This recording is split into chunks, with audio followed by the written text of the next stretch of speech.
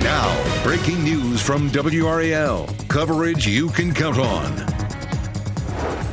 Testimony begins. Prosecutors call their first witness in the double murder trial of Isaiah Ross. And we're watching our next weather maker beginning to see some of that moisture move on into North Carolina, even into the western part of our viewing area. I'll let you know if you'll see any rain and how much it will be this afternoon. A multi-county high-speed chase ends with a crash. One person is in custody and two others are on the run. We're live with the search for the two people who got away. Light showers are in our forecast this afternoon. You're looking at a live view from our Durham camera at the American Campus, Tobacco Campus Tower, and you can see lots of clouds out there. Those clouds will be hanging out with us all afternoon. Good afternoon. I'm Renee Chu. And I'm Ken Smith. We'll get to that testimony in that Orange County murder trial in just a minute. But first, let's begin with meteorologist Elizabeth Gardner in the WRAL Severe Weather Center with a look at who could see the best chance of rain today. Boy, we haven't seen a whole lot since September, just about 7 inches, and we should have seen at least twice that. So it's good to see some of this taking shape back to our west as we check out dual Doppler 5000 radar. Still not likely to be very much. We're talking about 1/10 of an inch or less, but really starting to see some of that moving into parts of Chatham County around Siler City. I just checked the camera at Pittsburgh. It doesn't look like the streets are wet yet, but hopefully that will be the case a little later on. Moving just to the west of Durham, so back across parts of Orange County and then up the I-85 corridor and north toward Virginia. That's where it's showing up on the radar right now. Checking out Futurecast, we'll roll through and just start things off here at noon. And as we push ahead, notice this moves very quickly. At 1 o'clock, you can see some fairly widespread coverage. By 3 o'clock, it's almost out of here. So probably going to see about 2 hours of some light patchy rain, and then that'll be mostly the end of it. We might see a quick shower overnight, closer to midnight, but I wouldn't expect to see much out of that. And then we begin to clear tomorrow. And our big story tomorrow is the cold blast in our forecast and the windy conditions. This is a look at our hour-by-hour rain chances as we get through the next few hours. It's mostly between now and 3 o'clock or so. It should be fairly dry during the evening, and then a big shot of it, a small shot of it overnight. Again, our next big weather maker past this rain will be the cold temperatures. I'll show you when we could drop into the teens coming up. Elizabeth, thanks. And keep in mind, you can track the forecast anytime with the new WRAL News app. Make sure you have the notifications turned on for updates as it gets closer. The WRAL News app is available for Apple and Android devices. Testimony began this morning in the murder trial of Isaiah Ross. He's a man charged with the shooting and killing of 2 teenagers in September 2022. Both sides delivered opening statements, followed by testimony from the first witness. WRAL's Monica Casey is covering the trial for us. She joins us live outside the courtroom. Monica, what has happened so far this morning? Well, Renee, it has been an emotional morning here in Orange County Court. We just heard from Lyric Wood's mother and Devin Clark's father on the stand, describing the last time they saw their children, the process of reporting them missing, and how they learned that they had died. We also had opening statements from both sides this morning. The prosecution said in their statement, Isaiah Ross confessed to a friend before the bodies were found. The defense attorney told the jury in his opening statement, Devin Clark, not Isaiah Ross, shot Lyric Woods. And to use to find out over, then you'll have the opportunity to talk about this case.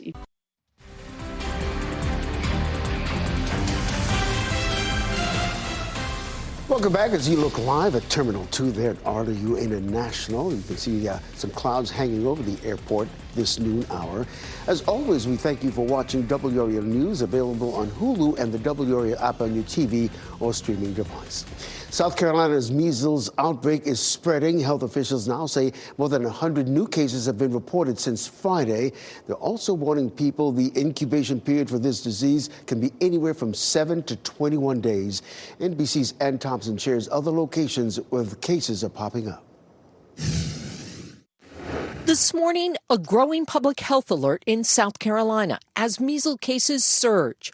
124 new cases reported since Friday, the statewide total now topping 400. According to the South Carolina Department of Public Health, the outbreak is mostly spreading in the northwest part of the state. And while some cases can be traced back to travel or close contact exposure. Others have no identifiable source back to infection. I think the thing that will help stop the spread is obviously two things. One, vaccine, and then two, just information about community spread, because this is such a smart virus. It is incredibly contagious. And it's not just South Carolina. Georgia reporting its first confirmed measles case, an unvaccinated baby who picked up the virus traveling internationally, the child too young to receive the vaccine. In Oregon, officials racing to find those impacted by two newly confirmed measles cases, the state's first of the year. One case of measles can infect up to 12 to 18 different people who are susceptible, meaning not vaccinated or don't have a previous history of measles. And now a warning for travelers in one of the nation's largest cities. The Philadelphia Public Health Department reporting a possible measles exposure last week at the airport, 30th Street train station, and an Amtrak train. Officials saying it was a preschool-aged child who also traveled through Maryland and Washington, D.C. before being taken to a hospital in Northern Virginia. While the Philadelphia Health Commission says they believe there is no threat to the general public, it is still concerning for commuters. It scares me to death because I'm in Philly because I have cancer and I'm here getting treatment. That was Ann Thompson reporting. Edgecombe County confirming the first flu death in the county. The death was an adult, not a child. The health director says flu activity is on the rise and it has not hit peak season yet. It comes as our local hospital systems have seen a sharp spike in flu cases. The Edgecombe County Health Department offers free flu vaccines Monday through Friday. Happening now in the WRAL Live Center, the death toll is rising in Thailand after a crane crashed into a moving passenger train today. We have some video here showing the damage. The crash triggered a derailment that officials say killed 32 people and left 64 injured, including 7 with severe injuries. There are still 3 passengers missing among the 171 believed to have been on board the train. We, of course, will continue following this story as we get more updates about what happened. My goodness. Kirsten, thank you. New at noon, we have an update on a sinkhole that closed a road in Apex last summer. Sky 5 flew over the sinkhole on Olive Chapel Road in August. Heavy rain and flash flooding caused a drain pipe to collapse. The mayor of Apex says the corridor is expected to reopen by February 10th. Ralph Hodge Construction is working to fix the culvert and relocate a water line. Detours are in place. Let's get a check of our weather with meteorologist Elizabeth Gardner. Going to be a very cloudy afternoon, and some of those clouds could bring rain. This is going to be a really active pattern for us, really starting today and potentially all the way into the weekend with a lot of things going on. We have a low moving up the coast that is helping to produce some scattered showers. That rain is now starting to move into the western part of our viewing area. Cold front sweeps through tonight to be followed by really cold air, really the coldest air that we've seen so far this season. As Friday morning we dip into the teens. Here's a look at the rainfall. Again, you can see it in our western counties from Moore County to Chatham, all the way up through the I-85 corridor and northward. It does look like we're seeing some rain across parts of Pittsburgh, but I'm going to show you the Chapel Hill camera as well. You can see some waves where it looks a little bit heavier there in yellow. Rain starting to move into Durham, and as I mentioned, also north, Roxborough, Henderson, Oxford, up towards South Hill, and all of this will continue to push eastward, so almost everybody should see at least some light rain. Here's Futurecast. It does look like it's going to move fairly quickly. This is 1 o'clock, and we're still seeing some showers pushing into Fayetteville and Clinton at that point, but by 3 o'clock, I mean, just an hour later, it's really along and east of I-95 and continuing to push out of the area. I don't think it's going to be a big concern during the evening commute. I think we'll be dry by then. The cold front itself comes through right around midnight, and there might be a sprinkle with that. Not really expecting any flurries with this. It looks like all the rain is gone before our temperature drops down to freezing. But boy, when that cold air comes in, it's going to be with us for a while. So some scattered light rain this afternoon, becoming windy too by Thursday. Tomorrow, once the front comes through, we'll see gusts up to 35 miles per hour. And then, as I mentioned, we're going to be in the teens on Friday morning. Here's a look at Chapel Hill. I mean, it's obviously raining. You can see wet conditions. The cars in line to turn have their windshield wipers on, and I see people with their raincoats and umbrellas. So it's kind of a miserable rain too. 47 degrees right now. Around town, we'll see temperatures in the mid-50s for highs. That'll be around the middle of the afternoon. And once our front comes through tonight, we're going to see a blast of colder air drop in on us for Thursday and Friday. We bump back up a little Saturday, and then again weekends, Sunday and Monday, another blast of colder air comes in across the area, and we may see more of that on Tuesday. So really starting to settle into a real winter pattern. This afternoon, we'll see some breezy conditions.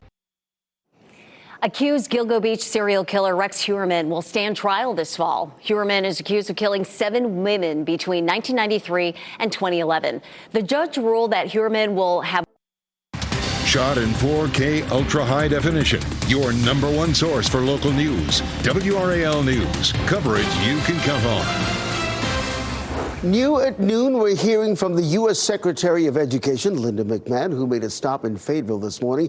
It's part of a nationwide tour to promote civics education. WRAL's Heidi Kirk attended that event and joins us live outside Jack Britt High School.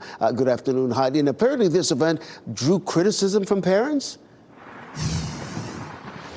Well, Ken, parents that we spoke with on the phone just within the last couple hours say that they were worried about this event being overly partisan. Now, the secretary's stop here at Jack Britt High School is part of her plan to visit schools in all 50 states to recognize excellence in civics education. Now, the event was hosted in conjunction with several partisan organizations, including Turning Point USA. It all comes as the Cumberland County School District has seen a drop in enrollment this year, putting state funding in limbo.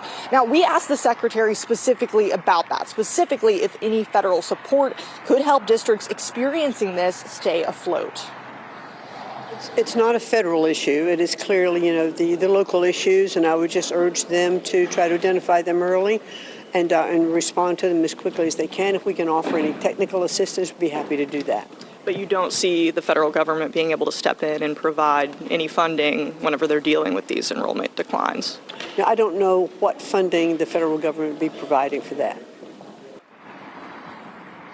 Now, some parents that we heard from expressed concerns that they weren't informed about this event in advance. Now, it's worth noting the district says that they weren't actually able to share much in advance before the lead agency allowed them to. Now, they did say that this was not a mandatory event for students. Every single student could make a decision whether or not they wanted to go. Now, coming up at 4 and 5:30 tonight, we're going to have more on this story and specifically dive into some of those concerns that parents had. Heidi Kirk, WRAL News, live in Fayetteville. Happening now in the WRAL Live Center, the murder trial for Isaiah Ross, the man accused of killing 2 teens in Orange County in 2022, is currently underway in its 3rd day. We've got the live stream here. Within the last hour, we heard from the parents of the victims, Lyric Woods and Devin Clark. Take a listen. And it was about 11 o'clock. Me and my husband were sitting on the couch. She came behind us, gave us both a hug, and told us she loved us and that she was going to take a shower. And I told her don't take an hour and a half because she always took really long showers. And that was the last time I saw her. I thought he was with his friends at first because usually he wouldn't leave and just go with anybody. And then I noticed that his friends all of a sudden started popping up, and one by one, I noticed that he wasn't with the people that I thought he was with. Yeah, just moments ago, witnesses were still being called to the stand there. We have a crew inside the courtroom bringing you updates as soon as we have them. Kirsten, thank you. Lawmakers are meeting today to discuss strategies on involuntary outpatient commitments for people dealing with mental illness. Today's meeting focused on how to best help those with mental illness. It comes after the tragic murders in Charlotte and here in Raleigh. In both cases, the accused men were diagnosed with mental illness. Lawmakers are hoping to get a better grasp of what can be done to prevent this from happening again. What complicates it is that despite recent occurrences, these are rare occurrences. And so crafting a policy objective that recognizes that this happens rarely, that it's almost a needle in a haystack to find the person that's actually going to commit serious acts of violence, is really tough. Look for new reports from WRAL's Sean Gallagher beginning at 4 right here on WRAL. Durham and Wake County deputies are searching for two people after a multi-county chase ending on US 70 near Durham. This is video from Sky 5 near Miami Boulevard around 7 this morning. You can see a car off the road in the tree line. A deputy initially tried to stop the car on I-540 near Falls of Moose Road. The driver left the scene on I-540 and crashed into a ditch near Sharon Road in Durham County. The driver and a passenger jumped out and ran. A second passenger stayed in that car. Well, happening today in Raleigh, people will gather in Moore Square to honor the woman shot and killed by an ICE agent in Minneapolis last week. It comes days after people in the Triangle protested following the death of Renee Good. The grassroots group Siembra in C is organizing tonight's vigil, set to start around 7 this evening. It plans to honor Good and other people affected by ICE operations all across the country. We are just weeks away from the start of the Milan Cortina Winter Olympics. Now is the time to try to secure your chance to buy tickets to the 2028 games in LA. Registration is open for the first ticket drop. Ted Lindner explains how you could score your spot. This is the moment in time that people have been waiting for to really be part of history. Ticket sales will be done on a lottery system. To try and secure your spot to watch athletes go for gold, go to our website, la28.org. There's a page that says ticketing. Go there and fill out the information, and now you are officially in the portal for all of our ticket draws. You'll be able to see day by day, venue by venue, sport by sport, what's happening. And so you can plan out your 2028 experience. After you sign up, you'll wait for the lottery to begin. The window for signing up will close on the 18th of March, right? Then the next thing that will happen is you'll get an email from us if you were selected for a time slot to buy tickets in the first drop that will happen in April. You decide what it is you want to see. We have so many different options.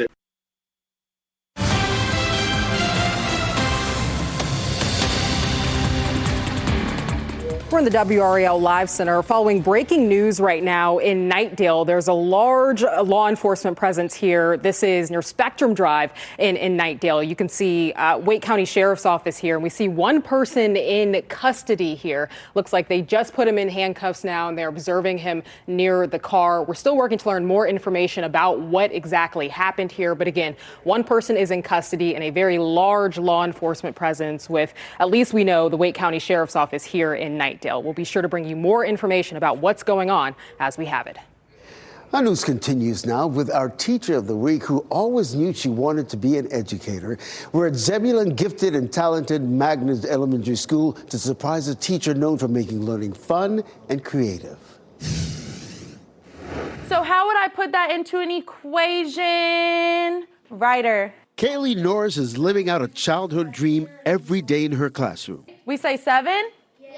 Yes. When Norris was around the age of her current students, she shared how the experience of reading to first graders made her want to become a teacher. One day I went to a different class than the one that I had normally gone to, and I came back and the kids were like, "Oh my gosh, I missed you." And so it gave me that sense of purpose. And then as I got older, I wanted to do things that would make a difference.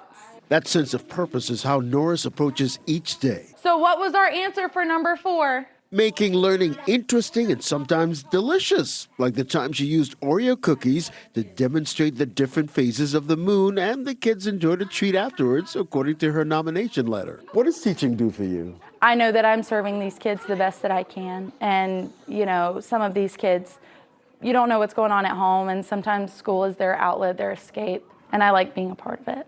Ms. Norris. Hello. You are WRAL's Teacher of the Week. Give her a big round of applause. Thank you. Well, Ms. Norris also teaches sign language as an elective at that school. Well, if you'd like to nominate a teacher, go to WRAL.com, enter Teacher of the Week in the search box. Ken, I know you love making those visits. Congratulations to her. Carbon emissions up next. How much they increased in 2025 and what's causing this to happen. And are you getting enough sleep? Turns out, if you aren't, you might be at risk of health problems. Coming up, how you can make sure you are getting enough sleep at night moving forward.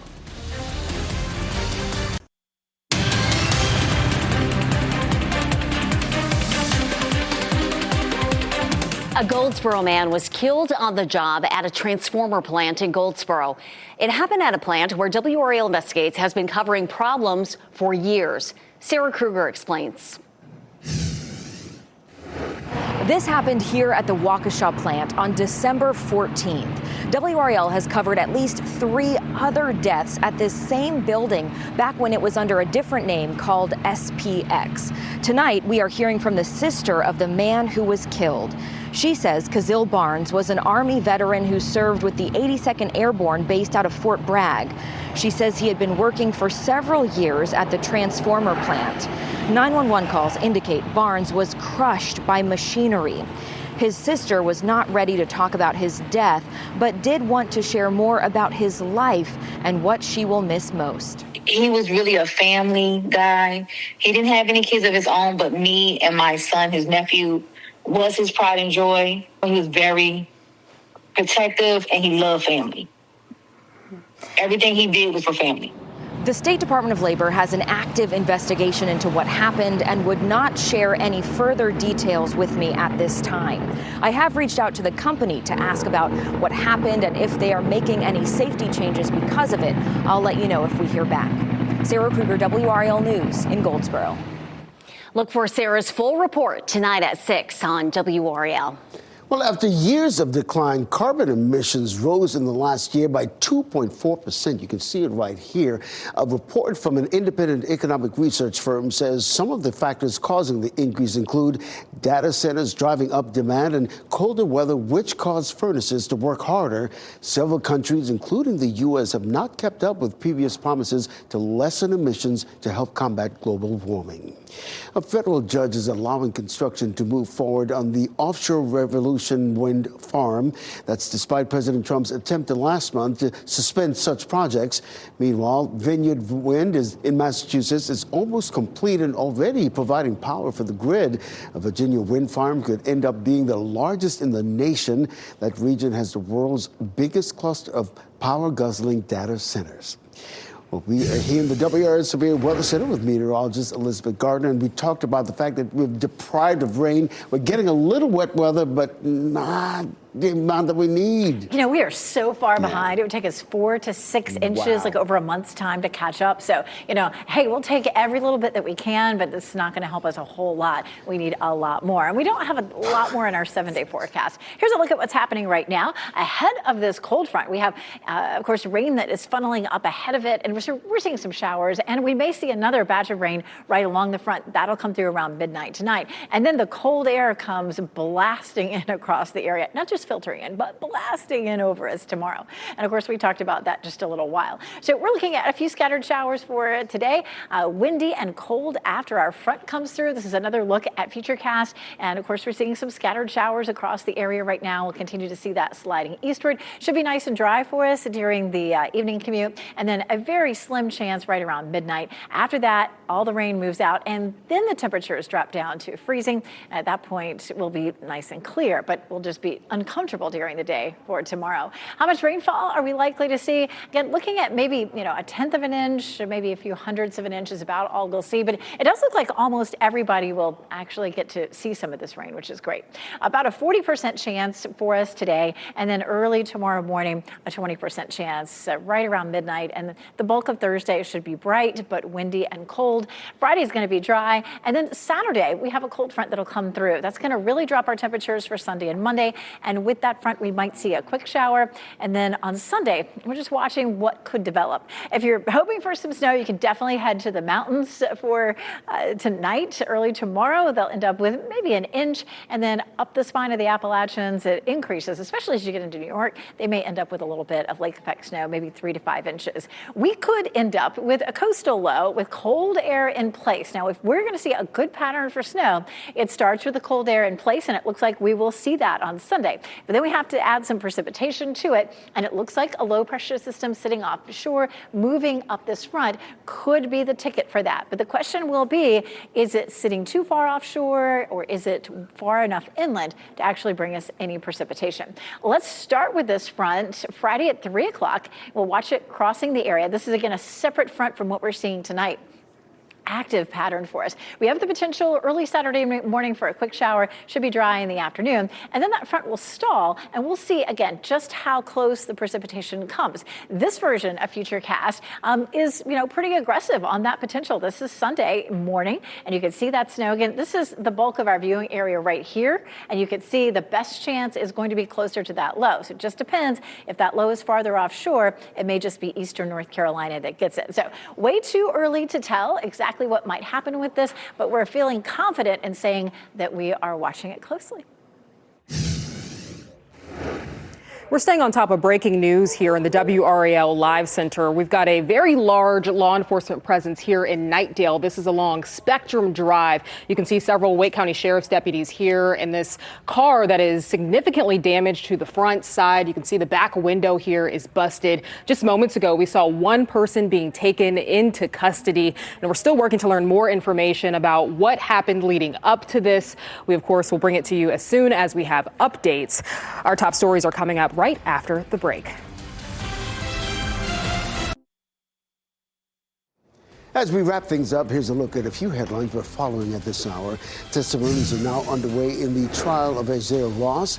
He's the man charged in the murders of 18-year-old Devin Clark and 14-year-old Lyric Woods. It happened in Orange County back in September of 2022. Now, in the last hour, we heard from Woods' mother and Clark's father. Our crews are in the courtroom, and we will bring you any new updates starting in the news at 4 on WRAL. A Durham man who was stabbed overnight is recovering in the hospital. Police say they found him on South Hoover Road around 3 this morning. The WRAL Breaking News Tracker was on scene at the Hoover Road apartments. The man is expected to be okay. His name and a motive have not been released. U.S. Marshals, along with Durham and Wake County deputies, are looking for two men who ran after leading a chase on U.S. 70. This is video of the scene near Miami Boulevard around 7 this morning. Authorities say the drivers failed to stop when deputies tried to pull them over for not having a license plate displayed. Anybody who sees suspicious activity being asked to contact the Wake County Sheriff's Office. Waking up too early, if it doesn't come naturally, might not be good for your health. You don't say. Sleep experts say many people are not getting at least 7 hours of sleep per night. Who would that be? And forcing yourself to wake up too early could lead to some health problems. Okay, Ken, this could have us questioning our life choices. Exactly. A person's ideal time to wake up is based on their chronotype, which is the natural preference of the body for activity and sleep. 55 and 65% of the population are bears. Those are people who wake up when the sun rises and are the most productive between 10 a.m. to 2 p.m. 15 to 20% of people are early birds who wake up naturally between 6 and 6:30 a.m. And then there are 15 to 20% of you out there, night owls. Yeah. Adapting your natural chronotype can improve your sleep quality, energy, and mood. I don't know where we fall in that because... Are you a bear? Because the alarm goes off at 3:15. Right. Oh, boy. Doesn't matter when you naturally wake up. The alarm has to go off exactly to work this shift. Well, our pet of the day is a beautiful 3-year-old girl from Cat Angels Pet Adoptions. Look at her. Zuzu is always very interested in the world around her, but takes plenty of time to check things out first. If you take things nice and slow, and this girl, then she'll reward you with love. If you'd like to meet this lovely girl in person, just fill out an application on the Cat Angels website. NBC News Daily is next, right here on WRAL, your next local news update in about 30 minutes. We're going to go catch up on some sleep. You can get breaking news updates anytime with our WRAL News app. Have a great day, everybody.